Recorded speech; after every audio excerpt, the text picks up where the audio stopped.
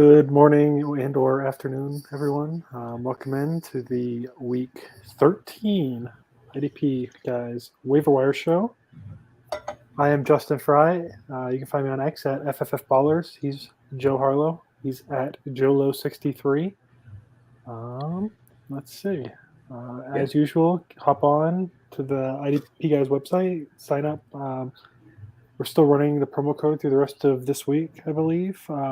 Saxgiving gets you 30% off rest of season membership, and that'll get you into our Discord server where you get access to all of our fantastic team of writers, and you can ask questions whenever you want about whatever you want. I mean, I think we've got random channels. You can talk about Star Wars and all sorts of fun things, as well as obviously fantasy football. Offense, defense, whatever you got. And as always, feel free to ask us questions as we run through waivers today. I think with that, we'll hop over to injuries, which it seemed like a lighter week-ish. I mean, there was one bad one that made me really sad, but we'll touch on him in a little bit. Yeah.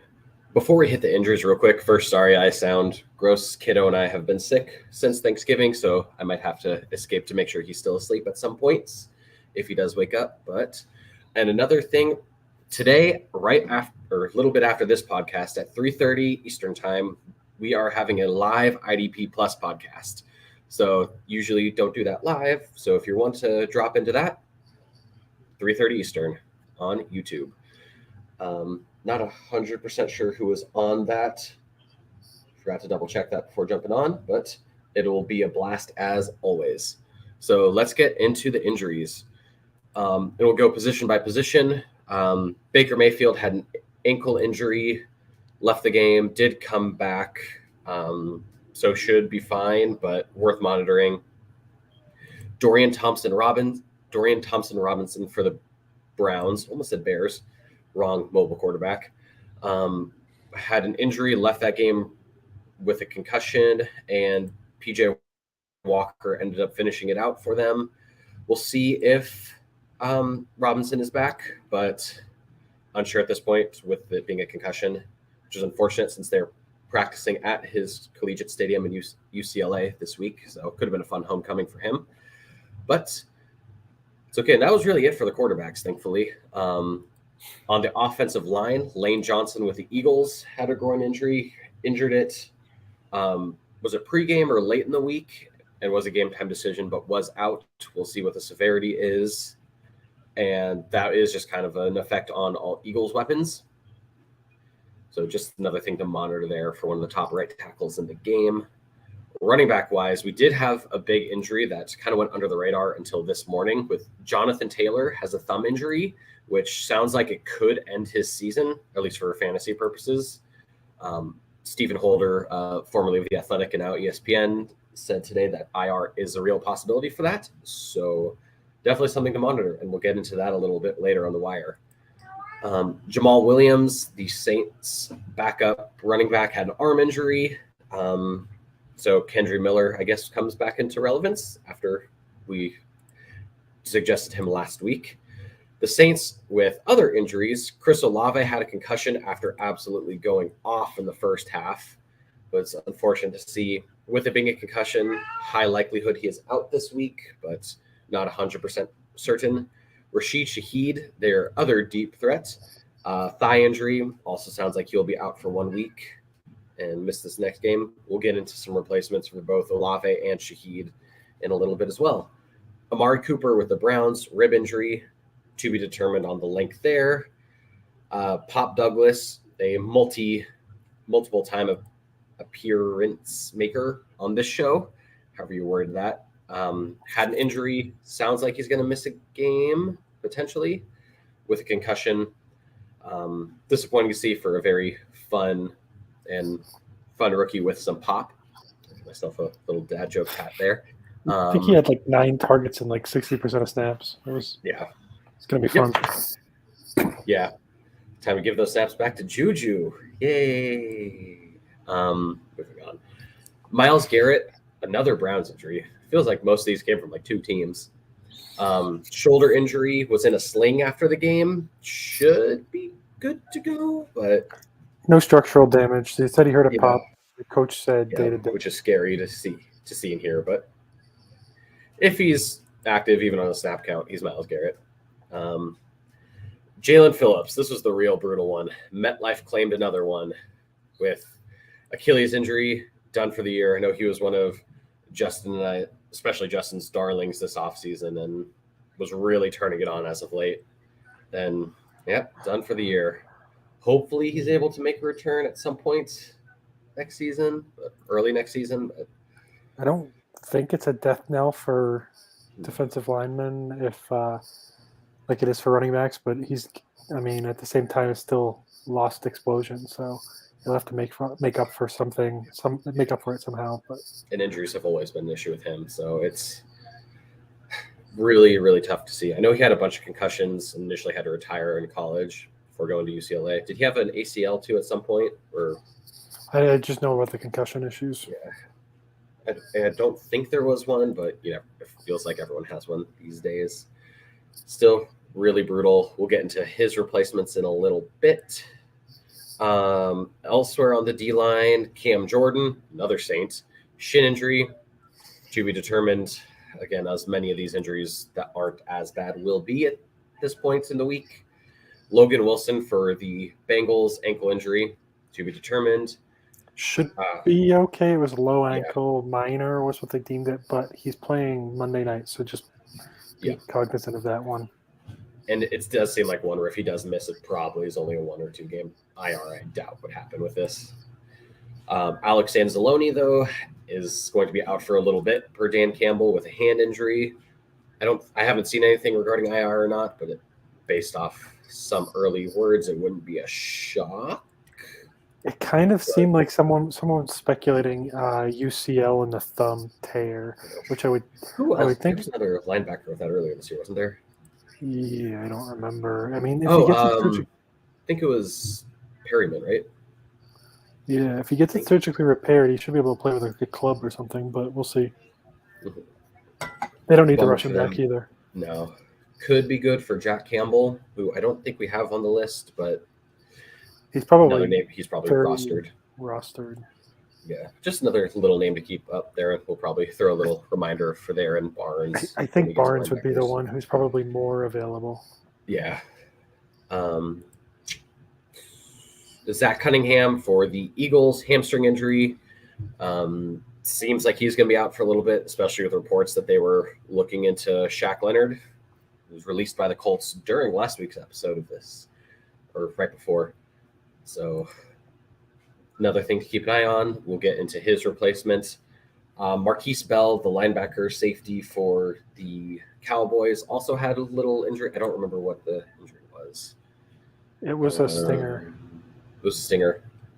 Yeah. Another thing to monitor. He came back. Yeah. Then they were also were the other team mainly interested in Leonard. I think he's visiting them today or yesterday. So today. Is it today? Okay. Yep. Then that's something to keep in mind. If he goes in, probably pushes one of Bell or Clark out. Most likely Bell, I would think, since similar builds. And then the last name we have on the list is Von Bell with a shoulder injury. Another one for him, injury for him, which is kind of brutal for that Panthers defense, who has just been hurt. Was it a shoulder earlier this year too? I can't remember what his injury was last time. Wondering if maybe he injured his shoulder, bless you, and didn't get back in time, or came back, rushed back, and it's just a re-injury or something. Yeah, so very well could be. Wouldn't be surprised. He missed a couple weeks before. Yeah. For anyone who missed it, they fired their head coach. I don't think we put that in the doc, but they fired their head coach as well as multiple offensive coaches because they weren't seeing improvement, but mostly seems like it's an issue with ownership at this point. I'm not expecting a good coaching hire for them, to be honest, because if you're a good coach, why would you want to go somewhere where you can get fired within the first year? Tepper, in 7 years of owning the Panthers and Charlotte FC, has 9 different head coaches in 7 years. I think the Panthers have seen 7 or something wild like that. And Rule got 2 full years before they canned him in the middle of the third. So, Urban Meyer lasted longer than Frank Reich. What a world! Yeah, I mean, he said he's done, but Yeah, we'll which hop. sucks. Yeah, Love we'll Frank. hop over. We got no buys. Nobody coming off buys, so no one to really look for. But there are. I think it's the Thanksgiving. I didn't think of this last week because they have 3 games on Thursday and then they had one on Black Friday. They actually wound up with their normal. If you had four to 6 teams on bye, you'd wind up with roughly your normal Sunday slate. Yeah. So I think that's probably why there were no buys. So I going know into they used bye, to do it though, where they just buys were done by Thanksgiving. Weird that they extend the season and then make the buy so much later. But yeah, we got 6 teams going to bye. A couple big ones. The Ravens and Bills both are on bye this week, as well as the Bears, Raiders, Vikings, and Giants. some big So pieces on 3 of those 4, and then Saquon Barkley, I guess. But touchdown Tommy on bye, gonna ruin some teams. But So for a reminder for everyone who's new or has been on in a while, we're going to kind of run through each position as we go. We'll start on defense, work back or front to back, and we'll hop into your questions once we get through the names within that position group, or hop back to them once we're done. yeah, and we do have one question that is more injury related and defensive line, so let's go ahead and hit that now. Max Crosby last week was one of 2 doubtful players to end up suiting up. Both were the first 2 of this season. Something with a swollen knee. He played. I saw an Instagram, it was like a picture from Instagram posted on Twitter. His knee was very swollen. Yeah. It looked, but luckily, like I just said, they're on bye this week, so great he played. They sat him at the I end wouldn't when be it too was kind of worried out about of hand, and yeah, they wouldn't have played him if it was anything structural. Yeah. If anything, he maybe drops from a top 5 D lineman rest of the year to a 6 to 10 range, but maybe at worst. Yeah, so let's get into the waiver wire. First, recapping, how did we do last week along the defensive line, Justin? Not great. 0-1-2. KJ Henry kind of stunk. Tuli Tuipulotu was all right. He got a few tackles, no sacks, but he's still a great season-long play. Yep. Same with Jonathan Cooper, kind of a poor week, but I'm not worried about it. And if you want to keep him long-term, he's a perfectly good defensive line player for your roster. Yep. First names we'll talk about are the Miami replacements, Andrew Van Ginkel and Emmanuel Agba. So Van Ginkel actually started as the replacement the first, I think it was 5 weeks. Phillips was kind of in and out of lineups with injuries before kind of coming back week 6 and kind of taking over his full-time role. So he had 4 sacks in those first 5 games, and he's had 5 or more tackles in 5 of their games this year. So he's kind of got a ceiling with the sacks as well as a floor with the tackles. And I believe he's likely to see the biggest bump. He seemed like their favored guy. The one thing that I'll like to bring up, especially with Agba, is they've kind of been playing Van Ginkel more off the ball a bit recently, with David Long kind of struggling. So I do think there's a chance that Van Ginkel actually stays some off the ball when they're in like a nickel package even, and Agba plays on the D-line. But I wouldn't be surprised to see them kind of hit it with a few different people and not really have a great one-for-one replacement. Van Ginkel would be the top target, but he also might be rostered because he's been doing pretty well this year. Then Agba, and one last note is they signed Jason Pierre-Paul from the Saints practice squad. So another name, I don't know that he's ever going to be anything for IDP this year, but he's there and going to hurt the other guys probably. Yep. What do you think, Joe? Yeah, I personally would rather go with Agba here, just with the weird usage of Van Ginkel. And Agba was the guy who did end up taking those snaps from Phillips immediately. Granted, that could just have been a game plan thing, but both I think are good ads. I think both will have some solid usage. I don't think either is going to necessarily be a superstar, but definitely not to the Phillips level. But I think both are decent ads, speculative ads, at least for this week's matchup with the Washington. Commanders. Yeah. Oh, in that case, grab both of them. Start both of them this week. But really, it's after this week we'll get a lot more clarity with them. This is probably going to be a very typical 1 week too early name for us. But one of them will be. All right. Next name you want to talk about? Sure. Anthony Talk about Jennings you? with your huh? Sorry, I was going to say you want to talk about your team or my team? Let's switch it up. I'll talk about your team first. Let's All go right. with Anthony Jennings, Patriots top edge rusher? Question mark. I think Uche's back now, and he's probably the top edge rusher from a pass rush perspective. But sorry. Jennings playing good. No, you're good. He had 1.5 sacks last week against the Giants, which everyone has sacks against the Giants. That's really the biggest shame of them having the bye this week, so you don't have that locked in production from someone. But Jennings has been a good play. I know Dynasty Santa brought him up like a month and a half ago when you were out with something. I think something going on with your nose, something there. But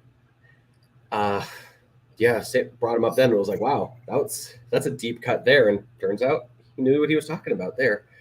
Jennings has been, what's the note we have in here? 4+ tackles in 7 of 9 games.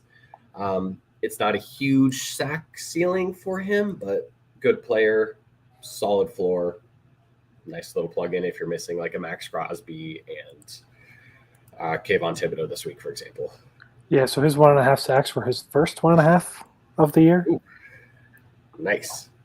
Yeah, he was playing like 90% when they were missing both Judon and Uche. So I wouldn't expect it, but yeah, it's possible. Yeah. How would you rate the Patriots edge rushers rest of the season? Or I guess counting Uche, Jennings. Let's throw Keon White in there too. White's third. Hasn't shown as much as he did in the preseason. A little raw. He's popping occasionally on film, but it's not consistent yet. Which is kind of the knock coming out, was taking his tools and consistently having them translate to production. So he's one more of a dynasty stash at this point. I agree there. And then the other two is more league dependent for me. Jennings is the one I want in any kind of tackle leagues because Uche, you'll see most. I think last year he had like 11 sacks and like 22 total tackles. So half of his tackles were sacks. Like, it's kind of ridiculous when you stop and like look at something like that.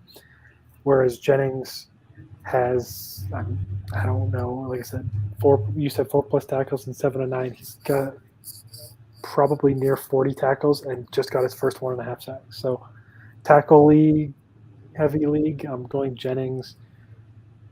Big play type league, I'm going Uche. But Uche really hasn't done much this year, to be honest. He's been battling a lot of injuries too, though. So, Yeah. Do you want to hit on the edge rusher from my team? Sure. Samson Abukan? Ebucom. Okay. I think he's a 49er? Yeah. Been playing pretty well for the Indy defense. He's actually got 6 total sacks, but his last one before the 2 he got versus Tampa this past week was in week 6. So 4 in the first 6 weeks and then none until week 12. Not ideal, but he's actually seeing a relatively high floor. He's actually gotten 4 more tackles in 5 of the last 9 games. So shows a little bit of both floor and ceiling for you. And he's playing around 60% of snaps. So it's not the worst bye-week streamer. They're playing the Titans this week. So not a terrible matchup there either. No, it's a good play. He's still getting the most edge rush snaps over this week at least, and he's been the highest used edge rusher, or within 2 snaps, the highest used edge rusher for the Colts this season for the most part, with Dio Odengbo, who's been super hot as of late, and then Kwity Paye, who's good but injured all the time. So I guess let's play the same game. Rate the 3 Colts edge rushers between Odengbo, Paye, and Ebucom. Paye's 1. I think probably Ebucom 2 and Odegbo 3. Yeah, that's probably the way you have to play it. I might flip Ebucom and pay, just feel more certain that Ebucom's going to finish a game. But yeah, pay's snap counts have dropped so much over the back half of the year. So yeah, pay is probably the right answer over Ebucom, though. So we'll hop over to linebacker. I don't see any more D-line questions. There is one in there. Oh, was there? Yes. Oh, sorry, I missed the cheat. Yeah, okay, you're right. Excuse me. Sorry about that. We're good. So Chase Young, would you drop him, as he has been pretty sack dependent, especially with the 49ers rotation, for Chris Jones or Michael Hoyt, another guy who we brought up here and has blown up since. So go us. I think I would drop him for Chris Jones. I don't know about Hoyt. I would too.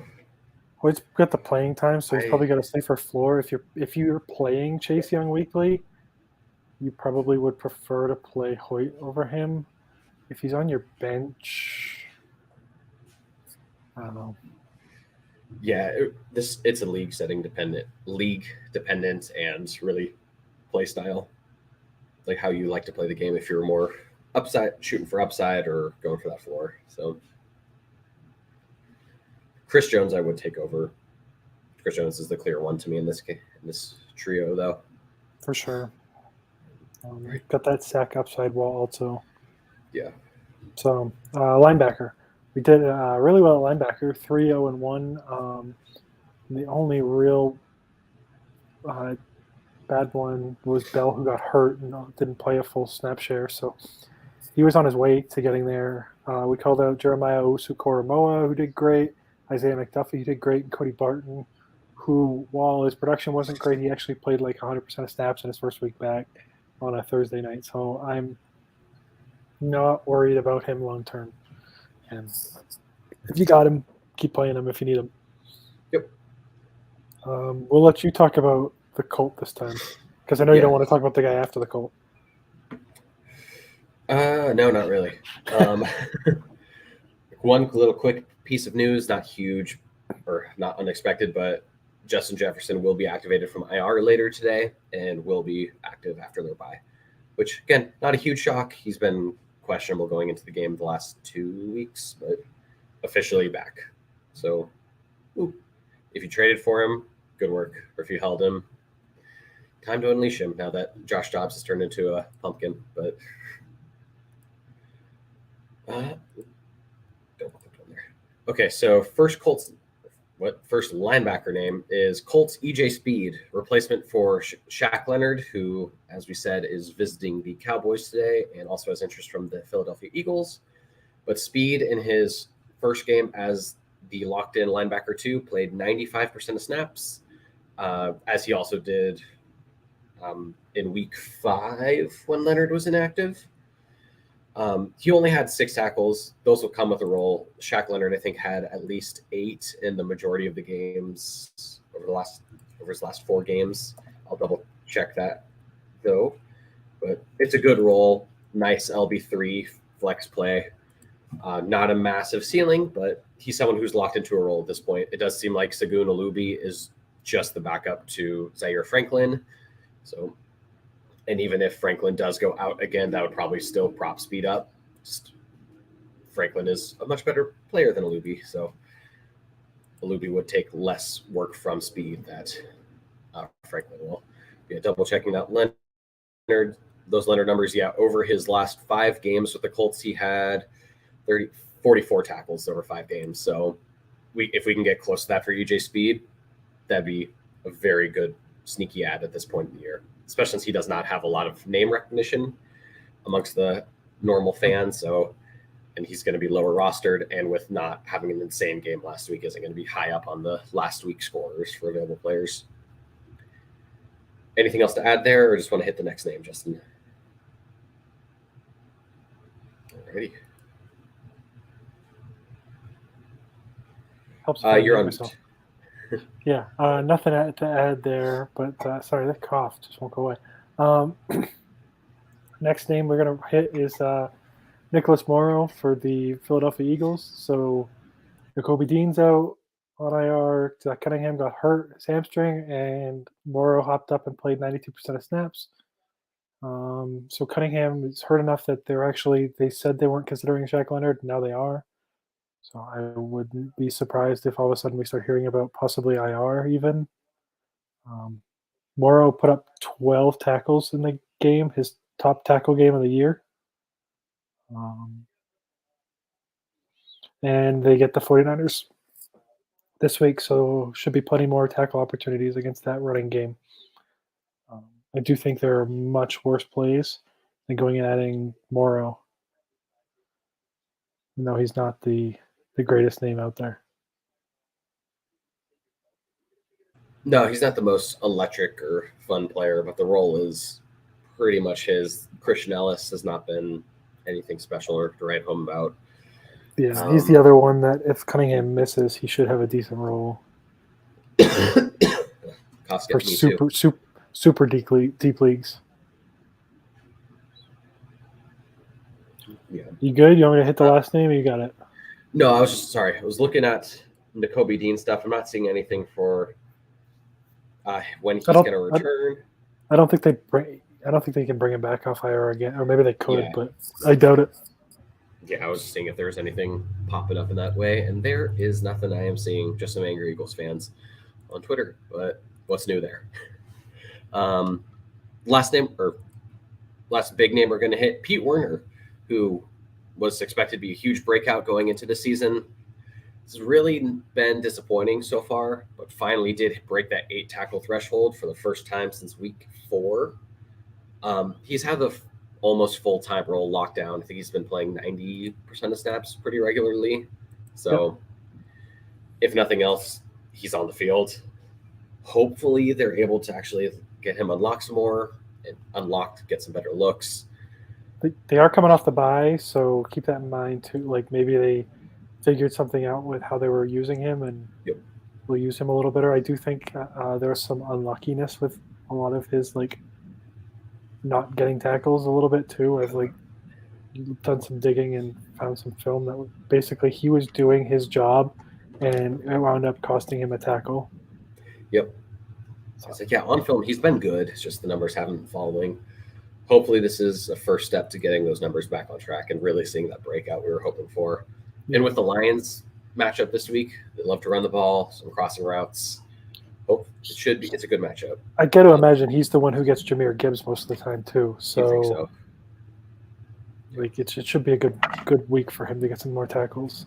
It's gonna be it'll be fun. The last name to touch on here real quick, Servassier Dennis. For anyone who doesn't know who that is, I believe he was a 5th round pick of the Bucs. Smaller athletic linebacker, I think out of Pittsburgh. Kind of fits similar to the Devin White role. He's pretty athletic, little undersized. But both Levante David and Devin White missed last week, and he wound up getting 6 or 7 tackles and playing a near full-time role. So I just wanted to bring his name up because... Which is now spelled right on the screen. No. So I would not be surprised if Levante David misses another week. He's an older player, groin injury, no real need to rush him back. So I would think the Bucs might let him kind of rest at this point and not try to push. With that, I know we have quite a few linebacker questions, so we got one before the show we'll pull up first. Who should I start this week with these 3 guys? Then there's 5 guys listed, so let's just rank them because maybe he needs to start 3. I'm only starting one of Wagner and Brooks, and I'm starting Brooks over Wagner. I am as well.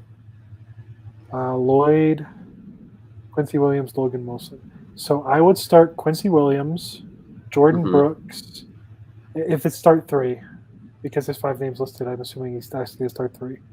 I would start Quincy Williams. I would start Jordan Brooks, and then the Jaguars play the Bengals on Monday night. So Logan Wilson's my starter, and if he's hurt, I pivot to Devin Lloyd. Would be the way I would play it. Yep, absolutely. If the Jaguars were playing on Sunday, I would say go Lloyd over Wilson, but that is a convenient matchup. So yeah, Yes. Williams, Brooks, Wilson/Lloyd. Yep. Who did the Seahawks have? Dallas on Thursday Yeah, they play night? Dallas on Thursday. Yeah. Sitting Bobby Wagner is still so scary to do. So he can go off for 18 tackles any game. But yeah, I'm going. And Brooks came back this week with a dozen tackles, I believe. Yeah, a dozen. And a pick. So yeah, I'd go agree there. Brooks, Williams, then Lloyd/Wilson. Wilson/Lloyd.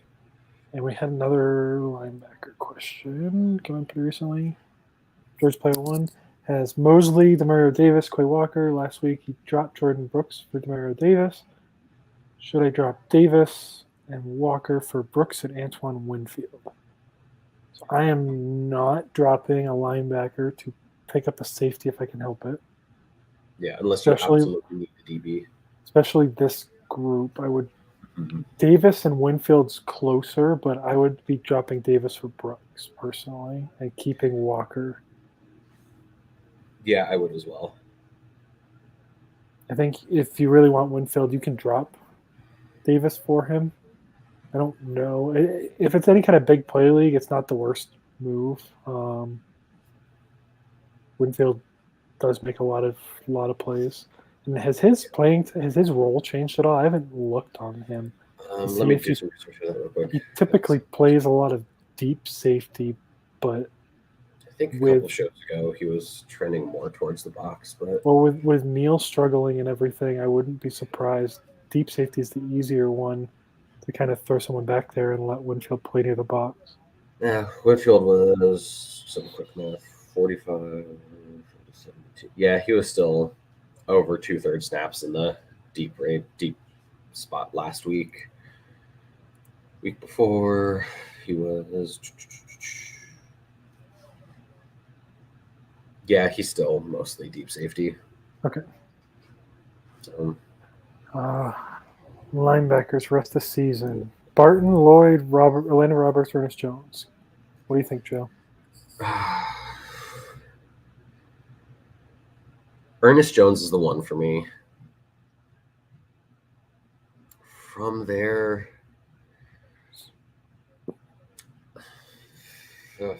is Ernest the one for you too?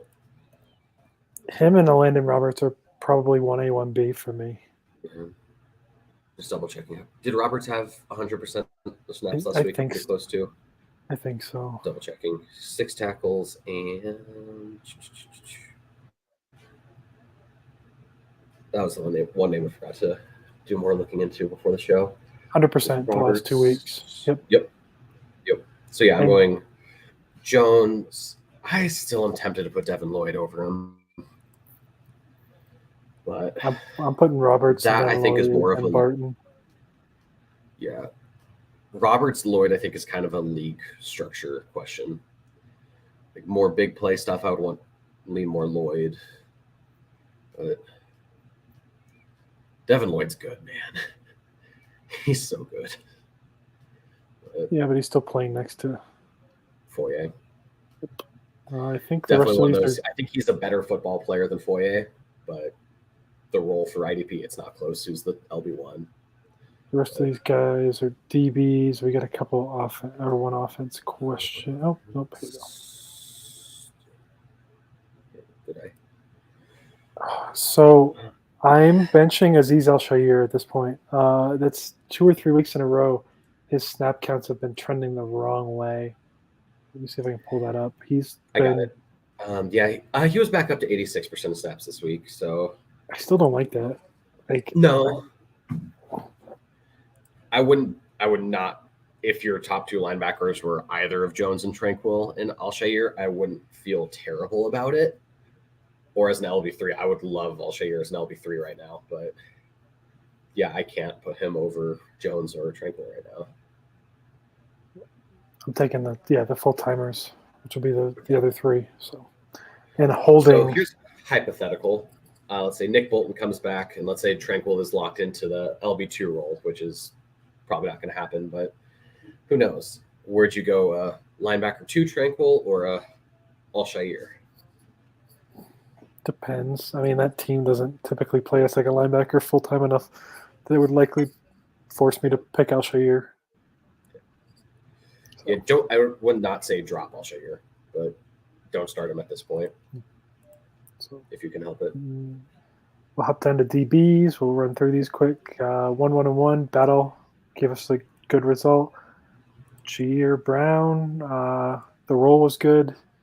Results were fine, not spectacular, but he's still a great long-term play. And Epps came back, so Pola Mao was not helpful. So with that, you want to talk about the first name? Yeah, so Jalen Hawkins, who I think just got to the Chargers and started the game, actually. Their Chargers have really been struggling. It's just kind of gross right there. He started over Dean Marlowe this week at free safeties. They're doing something weird with the safeties where Derwin is their slot player right now, and then Gilman and Hawkins / Marlowe / some other person they can find or playing elsewhere in the defensive backfield. But he had 3 tackles, only 24% of snaps. Yeah, he was pretty much exclusively deep. Yeah. Actually, so it's not an ideal role, but... Sorry, I was looking at the wrong. No, you're good. Okay, this is better. 3 slot, 2 box, 12 deep. So what is that? About a third? 30% or so near the line. That's not terrible. It's not spectacular, but for a waiver wire ad. Yeah, especially if it ends up being something where he does keep taking time away from Marlowe, who I think was a healthy scratch. Then who was the other safety they played? Mostly just Derwin and Gilman, yeah. So, Dean Leonard was the corner who took a lot more time. That's what it was. But, yeah, he played quite a bit. Yeah, I think, and was horrible. So Hawkins it's for a super deep league.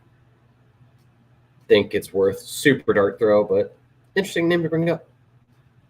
Yeah, probably the top name is Kayvon Wallace. If he got dropped with his struggles or then getting cut, resurfaced in the Titans organization. Didn't play for quite a bit, but the last couple of weeks he started to see a real role. 34% of snaps in week 11 and 6 tackles. This past week it jumped up to 84% of snaps and 8 tackles. And he's been playing around 40% in the box slot area, so reasonably good role. I think there's a pretty good upside with him the rest of the season if he can keep this up. So pretty good role. Yep, I agree there. We did also have an answer to the replacement for Kareem Jackson question. PJ Locke ended up playing 74% of snaps. Not Jaquan McMillian, he's the slot corner. The Delarian Turner-Yell, who also had taken snaps in the past from Kareem Jackson, played 1 defensive snap. So that's a pretty clear pecking order. So as long as Jackson's out, Locke does feel like a decent start, decent play. And there weren't any other corners who had a huge amount of work. So then Locke actually had a sack and a forced fumble in this game, along with 7 tackles.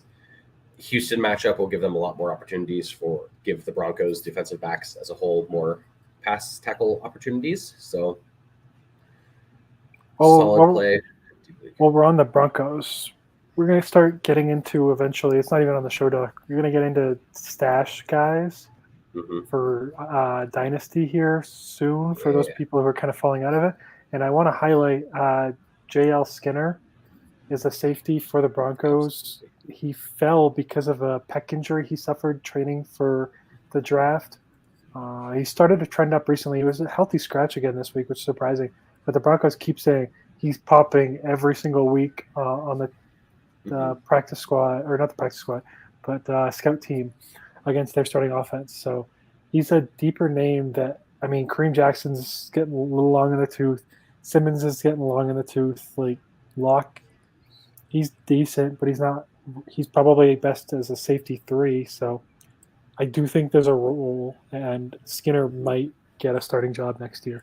So if you're looking for a DB type stash, he's a sneaky one that I don't like giving out because I want to stash him myself in leagues, Yeah. and I play a lot with Joe and Shandon, who's on listening to us quite a bit. So it is what it is, though. I want to help you guys out. We've got a Absolutely. whole bunch of DB questions. I feel like we get more DB questions than like any other position. Yeah, we got a few Mike Hilton ones. So Mike Hilton or DJ Reed. I would, of the two, I think I'm adding Hilton because he's playing that slot role. The other one is talking about Hilton. I haven't seen anything. Have you seen? I still feel like I'm seeing him as a slot corner. He has been. I'll double check that, but And I'm not. Isaiah McDuffie is typically a top 5. my assumption was this is Trent McDuffie. Or sorry, Trent McDuffie. I said Isaiah because we were talking about him earlier. Yeah, Trent McDuffie is still top 5, top 3 cornerback weekly. Yeah. Regardless of production week in and week out. Starting cornerbacks is never going to be consistent. Yeah, so Hilton this week was in the slot for 49 of 57 snaps, and the rest were only 1 snap at deep safety. So, sorry, you want to hit the next question? I will be right back. You're going to just step away for 30 seconds. You are good. So, next question we have on the defensive backfield are relating to the Packers with Savage out, Ford, or Savage and maybe Ford coming back this week. Owens, I feel like he's played himself into a role. I would definitely not drop Battle for him, though. Yeah, I was Owens looking. was awesome last year, but I was looking at this, and I mean, earlier on in the year, they were playing alternating him and Savage deep. So I wouldn't be surprised to see them kind of ease Savage back in and kind of split them. But they do not want to play Savage at all. Ford is the most interesting name on that team because of the role. And I do think he's going to come back this week from what I've seen. I think he practiced yesterday. So, yeah. I would rank this group Ford, Owens, Savage rest of the season. I'm flipping Savage and Owens. I do think they'll go back to Savage over Owens. But I think so. Okay. I do. Okay. Let's see. We got another. We both clicked it. I got it. Rest of the season. Kyle Hamilton, Battle, Thompson, Owens, Wallace, Brisker. So I just told you I'm not a Owens guy. He's going to be at the bottom for me. Yeah, even still, Owens is the bottom, I think, pretty clearly. Wallace is second from the bottom pretty easily. His role could go away at any point. Yep. The other 4 are much higher ranked, like multiple tiers for me. Let's see. Brisker's probably at the bottom. He's been a little up and down, running hot and cold this year. Yeah. Probably Battle just after that because of the youth, but the role's still really solid. And then I think I'm going to put Thompson 2 and Hamilton 1. Yeah, I would agree there. Those two could flip flop in a tackle heavy league. I probably would take Thompson over or Hamilton. Yeah, Brisker also has been playing about half the snaps, 40-50% snaps deep, so that cuts down the ceiling a lot, or his floor a lot. So yeah, I'm going Hamilton. You went Thompson over Battle, which I know you've been all in on Battle lately, but I think I would agree there. And Brisker, tier break, Wallace, tier break, Owens. Yeah. Let's see. We got a cornerback question. Rebuild, non-cornerback required dynasty. Do you need to even hold these guys? So I would definitely hold Witherspoon. Yeah. Even if he's more likely than Hobbs to kick out of the slot, to be honest. Hobbs is actually more likely to keep the slot role. He's undersized. He's not built to play on the boundary. Yeah, I would agree. I would still keep Witherspoon, just pure upside, talent. I mean, if you say which of these guys is more likely to be in the league in 2 years, it's definitely Witherspoon. But I don't know how Hobbs has been great for fantasy, but I don't know how great he's really been on the field. I absolutely agree with this. Yeah, you better off with strong safeties. I do think you can play slot cornerbacks over free safeties most of the time. Yep. Unless you're targeting a free safety in a really bad defense. In which case, they're likely to be behind anyway, so you're going to get less tackles off of them. But I think that gets us. Yeah. I'll double check if there's nothing else in there. Offense. The last one's an offense question. Yep. Just another follow-up. We both clicked it. Yep. I got it. We should drop non-stud DBs before rookie draft too. Yeah, which I think is more than reasonable. Yeah, they are far and away. That's why we typically hit them front to back, especially in any kind of it's clearly dynasty related. So like in a dynasty league, I go front to back. Good DNs are not available on waivers. Linebackers easy to fill with waivers. In a lot of leagues, you can find ads like Nicholas Morrow in season. And then DBs are just so hit and miss that, I mean, I don't like targeting them. Yeah, I completely agree there. So we'll hop over to offense. Yep. Do you want to? I'll save you the trouble. Yeah. So, I'll talk about how last week we brought up Derek Carr / Jameis Winston. Carr ended up playing and was quarterback 17 on the week, so very meh performance. It was a bad week for quarterbacks all around. I mean, it was. He scored like 12 points and was quarterback 17. Yeah, I posted in one of Justin and I's group chats that in our 16 league dynasty league, my opponent and Superflex, my opponent and I both had 2 top 16 quarterbacks starting, 60 combined points between 4 quarterbacks who are all quarterback ones in that league. It was like, this is gross. And it was like Lamar Jackson and Justin Herbert were my 2. My 2 outscored your 4. So yeah. Just gross. Yeah, it was a bad week. All right, but speaking of gross, Kenny Pickett. Before you say too gross, they're playing the Cardinals this week, which is the main reason why he's getting brought up. Which was literally my response with Justin. 6 teams on bye, playing the Cardinals. I was very encouraged with how they played. So I think Matt Canada was the offensive coordinator for 53 games. And I saw this interesting stat on X. So in the game before Matt Canada became offensive coordinator, the Pittsburgh Steelers had 400 yards of total offense. In the 53 games that Matt Canada was offensive coordinator, 45. They never hit that total. And then in the first game he's gone, they get right back to 400 total yards of offense. And in that time, 333 other instances of a 400-yard game. I am willing to lay a lot of the blame for Kenny Pickett right now on the offense in general. If he's able to continue to show signs of growth like this, I think he's actually going to be underrated for a quarterback 2 in Dynasty. He will never be a quarterback 1 for a roster. But we're talking even in redrafts. I'm happy to stream him this week. Sorry to get back off Dynasty talk. 400-yard game, first, like I said, without Canada. No touchdowns this week. He's been allergic to touchdowns in general. But with Pat Fryermuth back, I do think that changes. He's been one of his favorite red zone targets since they came into the league, really. So I do expect Fryermuth to continue to get peppered with targets, kind of like he was this last game. I mean, yes, it was a fantastic matchup for tight ends, but at the same time, they really, it's him and Pickens, Deontay kind of underneath. I do think the touchdowns get better. It's actually Pickett's second career 275-plus yard passing game.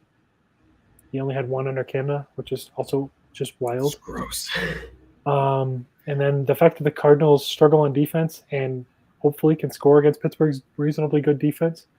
And Pickett doesn't hurt you. So he scored 12 points last week without a touchdown because he ran 6 times too, and he threw for 275 yards. So he hasn't thrown a pick since week 4. So he can get you to 12 points without throwing touchdowns. I'm going to take the shot that he can maybe get me 1 or 2 and get me to, 16 to 18 points. Yeah, especially in the Superflex league with this matchup and 6 teams on bye, it's not a bad pickup I mean, at all. Superflex, he's almost a must play at this point, Yeah, even as a quarterback too. But I'm willing to, if I have a Lamar or I forget the other good team that I said was on bye. Bills. Josh Allen. Okay, thanks. Jared Goff. I'm willing to throw him not out there. Lions, someone else. There's another good quarterback. Yeah, let's see. Did we get a quarterback question? Another quarterback question? No, that's a receiver question. All right. Do you want to hop into running backs? Yeah. So last week with the running backs was not great. Zeke was 10 touches. He's a handcuff. That's kind of what we suggested. Kendra Miller ended up not playing. He's still a handcuff. Jamal Williams' injury, as we discussed earlier, could get him into that legit RB2 role. So we will see. Patrick Taylor with the Packers played just under half of snaps. Still a decent throw-in if Aaron Jones or Emmanuel Wilson. If not sure on their status. So I think I saw Aaron Jones was limited to yesterday, but which doesn't really give much to exactly. us. So. Yeah, so we'll see on those, but really just kind of they're all handcuffs. It's still handcuff season, with one exception. There is potentially a big potential league-winning running back out there right now, and that is Zach Moss. Jonathan Taylor, as we discussed earlier, is sounding likelier and likelier as the day goes on to land on IR with a thumb injury. So if that's the case, Zach Moss is coming back into the running back 1 role. And he had the first 6 games of the year with Jonathan Taylor out, and then the last 2 of that 6-game sample were Taylor ramping back up. Zach Moss finished as running backs 10, 4, 21, 2, and 9. He was a top 5 rusher in the league up until like 3 weeks ago, even though he had been the backup for a couple weeks. This offense has been spectacular for. So he's a great pickup. Even in this week, he still saw 70 yards on 12 touches, I want to say. 41% of snaps. So I still think he's a decent flex play if Taylor does come back. But if Taylor's out for any period of time, Zach Moss could be that late season pickup that puts you over the top. Okay. The rest of these guys are more of the same handcuff types that we keep highlighting because it's rare to find a starting running back under 50% rostered. So yeah, the nature of it. Royce Freeman for the Rams. They're playing the Browns this week. Even with Kyron back, he actually played 34% of the snaps. Probably a little misleading with how the Rams were beating down on Cardinals. Yeah. But 13 carries, 77 yards, and a touchdown. And he's not they're not going to blow everyone out week in and week out, but he's a decent handcuff, and you get a good matchup, you can flex him. Cleveland Browns are not a great matchup, but maybe with Joe Flacco at quarterback this week. Maybe. Oh, yeah, I forgot about that. Yeah, I don't know that Thompson Robinson can clear protocol. I would not expect them to start PJ Walker again unless they absolutely have to. Do you want to talk about the next running back? Sure. Should be a lot for these guys. Yeah, Michael Carter. Was this his first game active with the Cardinals? I believe so. 38% snaps, 4 carries, 4 targets. Solid value, especially for his first game with the team. Solid work. Yeah, could have some real flex value later on in the season. James Conner.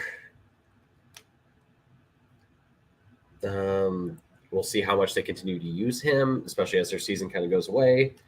There's no need to give him 100% of work, though. We'll see with that one. Carter's a good player. Yeah, if Conner does get hurt again, as he has been prone to do over his career, Carter's probably the receiving back.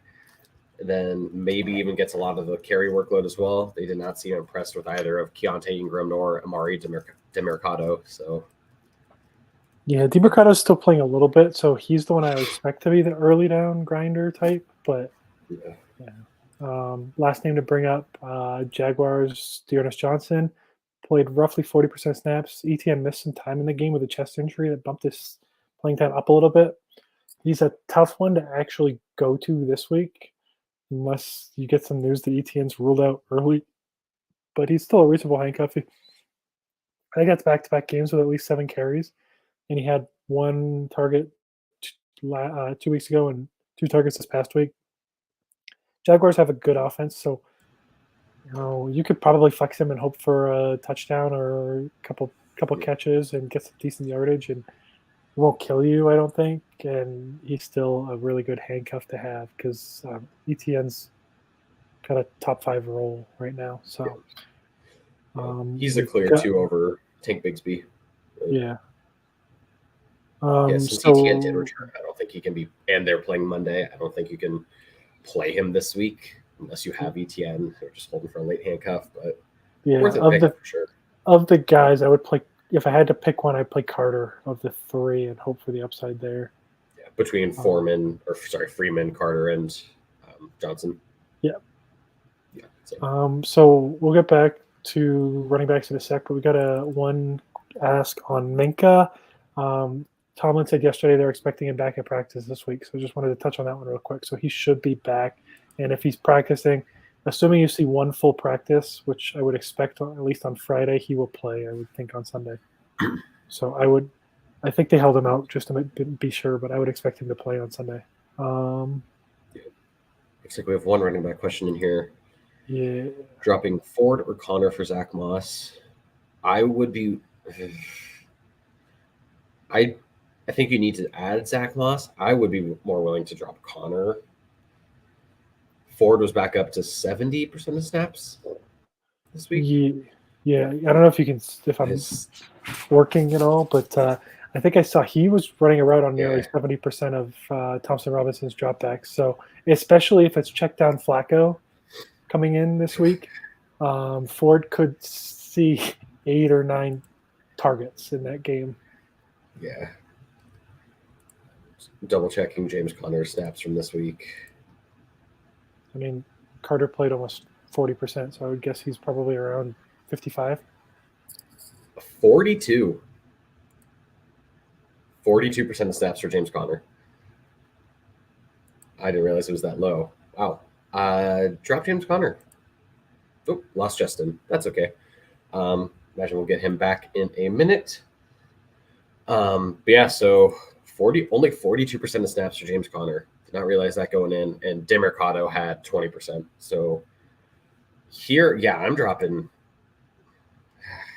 It sucks that we don't have anything super definitive on Taylor, but yeah, I'm taking Zach Moss here over James Conner. Ford, Moss, Conner is how I would rank these 3, and I believe Justin would do the same. Then Blur PC just dropped a question in there. I will wait to answer that one until Justin gets back, even though it is quarterback and tight end related. While we wait for Justin to get back on, let's hit up the wide receivers real quick. Last week, the names we gave were Khalil Shakir, who, of course, we suggested him in the Gabe Davis blow-up week. So still think he's a solid play over the year. He is their 3rd receiver, probably 3rd or 4th target, depending on the week with how Gabe Davis is doing. Dontavian Wicks was very much a dart throw play. He ended up missing the game, and then Jaden Reed went off. So that's a loss. Then the Rashid Shaheed and A.T. Perry combo. Shaheed, when he's active, the same logic still applies. He's a fine play, especially with Derek Carr in there. But he was involved early, but did leave the game. So Then A.T. Perry, believe we were a week too early on him, especially now that every other receiver on the Saints is injured. And we're just going to skip ahead a little bit. And A.T. Perry is another name we are bringing up this week. He might be the top receiver for the Saints this week. Michael Thomas did go on IR. Chris Olave has the concussion. And then Rashid Shaheed is unlikely to play with his thigh injury.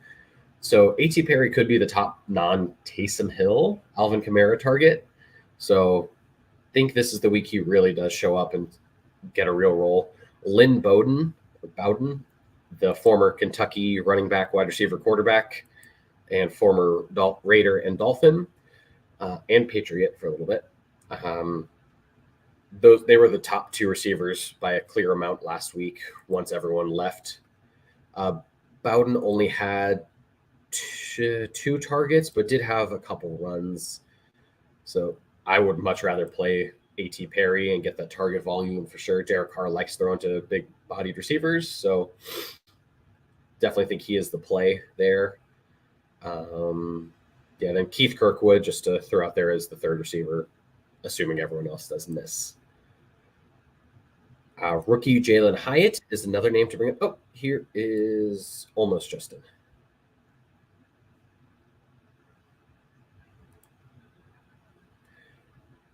Maybe. We might have Justin back. It's thinking. I'll keep talking about Jalen Hyatt while he connects. Sorry about the technical difficulty. No, you are good. You are all good. Hyatt is going into the bye this week, but did have a season high 6 targets, 5 catches, and 109 yards. They were taking some deep shots with Tommy DeVito, apparently, is what they needed to unlock their offense. At least he's just hucking it and saying screw it, which, fair for an undrafted rookie. Hyatt's he's shown flashes a few times this season of that deep threat that we saw at Tennessee, but really showed it with, I think, multiple 30-yard receptions this week, 2 or 3 of them. And yeah, he's probably their most talented wide receiver right now. So I think he's worth a shot. He's on bye this week. It's one knock there, but and Justin, we did talk about the Saints players while you're gone. Just transition from recapping last week. Okay. Did you hit the question that was on there? If you did, that's fine. Okay. Did not. Okay. No worries. Last name, bring up Greg Dortch. They're playing the Steelers. So he's had back-to-back weeks with at least 8 targets, 76 yards, week 11, and he scored a touchdown on just 29 yards, I think, this past week. The one thing to watch that's a pretty clear indicator of whether or not you want to play Greg Dortch is Michael Wilson. Wilson's missed those 2 weeks, so Dortch took over that role. And assuming Wilson comes back this week, which is honestly, I think, is less likely because they have a week 14 bye. If he misses, Greg Dortch is a great fill-in streamer option. I love when a player like Greg Dortch is the backup to Michael Wilson. Just 2 completely different body types, but play at the same. I think it's so funny. I don't understand why they're not playing Dortch more to begin with, but whatever. I know how long there was a 5-week stretch last season when he was dominant. So there is some proof there that he's not just like a flash in the pan, that he can sustain it for a little bit with Kyler. All right. So we had a couple questions. Let's hope. Yes. Should I drop Deontay? The only one I'm not dropping Deontay for any of these guys. I would try to find a way to get Jaden Reed, but he's definitely the most intriguing name on this list to me. Yeah. Gabe Davis is just so hit or miss. Yeah, I don't. The Bills are also on bye this week, so it's the Cardinals on next week. So I'm holding Deontay. I want to see more than just 1 week. They actually used the middle of the field for once with Pickett, so I do think they can run Deontay over the middle and actually unlock him more if they keep doing that. So I would expect, if they're going to keep running Frye with like they did, that Deontay sees better days ahead. We also had a quarterback question. Kyler Russ or there were tight ends involved in there, so I was going to hold on to it. Okay. But yeah, I guess we'll talk. One other name I did want to bring up at wide receiver real quick. We've brought him up before, I believe, but Jalen Guyton, he was the wide receiver 2 this week for the Chargers. Quentin Johnston's down to 44%, and I'll give you one guess to the name who was wide receiver 3 snap count wise for the Chargers this week. It was not Quentin Johnston. I would guess it would be Erickson over Darius Davis. Alex Erickson. Do you know who that is? Because I've heard that name like twice. He was on the Bengals for the longest time as like their wide receiver 4-ish. Yeah, it's just Quentin Johnson. It's done this year. Jalen Guyton, I think, is I don't know how rostered he is at this point, but he's the second receiver on this team as long as Josh Palmer's out. Do you want to touch on Which tight you're end? not seeing much. Yeah, we can hit tight end real quick. Our name last week, Isaiah Likely, was what we expected. He was pretty solid. And what was his final stat line? Do you have that handy? No, I can pull it up quick while you talk I remember about it. he had like 4 catches in the first half. So Yeah, at halftime, it was a win. But yeah, Tucker Kraft is our name this week. With Luke Musgrave on IR, the other rookie is their top tight end right now. He played 96% of snaps this past week, and solid receiving profile. He's a good blocker, a weird blocker, but a good one. He's going to continue seeing that huge amount of snaps. So he's the top guy. It's not a great matchup this week, but if Kansas City does kind of start pulling away, then there will be a lot more passing work, and Kraft can get some work over the middle. 4 for 40 on 6 targets. So can more than live with that. Fine, not spectacular. For a waiver wire pickup this late in the year, yeah, I'm fine with that. Yeah, Tucker Kraft, good player. It was really kind of disappointing to see him go to the Packers after they took Musgrave, but I was really high on him coming out. So yeah, I really like Tucker Kraft coming out. So we had one question that we wanted to hit here. Should I start Kyler, Russ, or Love? So Love, obviously, then was playing the Chiefs. The Broncos, I forget who we said they were playing.